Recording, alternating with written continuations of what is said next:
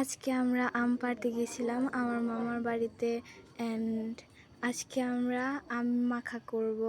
আমি এখানে আমগুলো ধুয়ে নিচ্ছিলাম, তারপর আমার মা এখানে আমার আমগুলো কেটে দিচ্ছিল। আমি এই যে বটি দিয়ে আম কাটতে পারি না, আর এখানে আমার সেলার ছিল না, কারণ মামার বাড়িতে আমরা। এখানে বলতে বলতে আমাদের আম কাটা শেষ, প্রায় শেষ। এটা লাস্ট আম ছিল।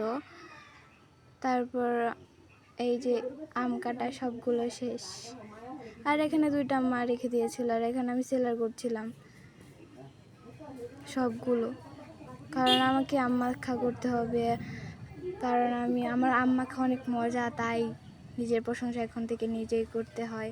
আর আমাকে সবাই ভালো করে ভিডিওগুলো দেখবে অ্যান্ড আমাকে সাপোর্ট করবে।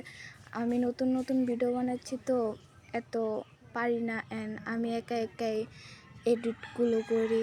তো সবাই সাপোর্ট করবেন, লাইক শেয়ার কমেন্ট করবেন এবং দেখবেন। আমি এতগুলো আম একা করছি, শেষই হয় না, এত আম। এই যে তারপর এখানে বোম্বাই মরিচ দিয়ে বানাচ্ছিলাম, আর এখানে আমার বোনও ছিল। বোনে তোরা খাবে তো, তাই এত ঝাল দিতে না বলছে।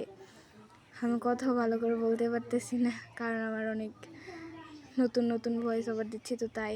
আর এখানে মরিচ দেওয়া শেষ, লবণ দিচ্ছিলাম, দেন চিনি দিতেছিলাম, চিনি দেওয়া শেষ প্রায়। তো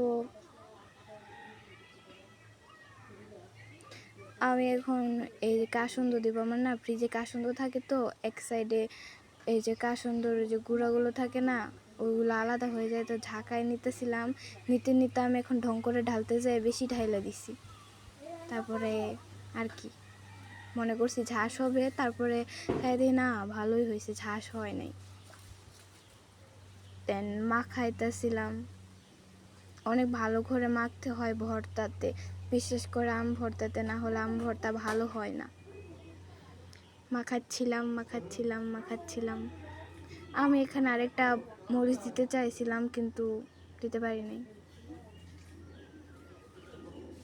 মাখাচ্ছিলাম।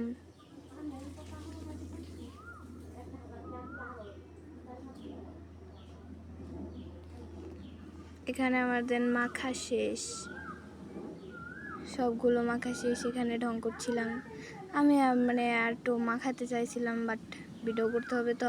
আর আসলে সব ভিডিও করা অনেক কঠিন হয়ে যায় আমার জন্য, কারণ আমি এখনও ছোট, আমি তো পারি না।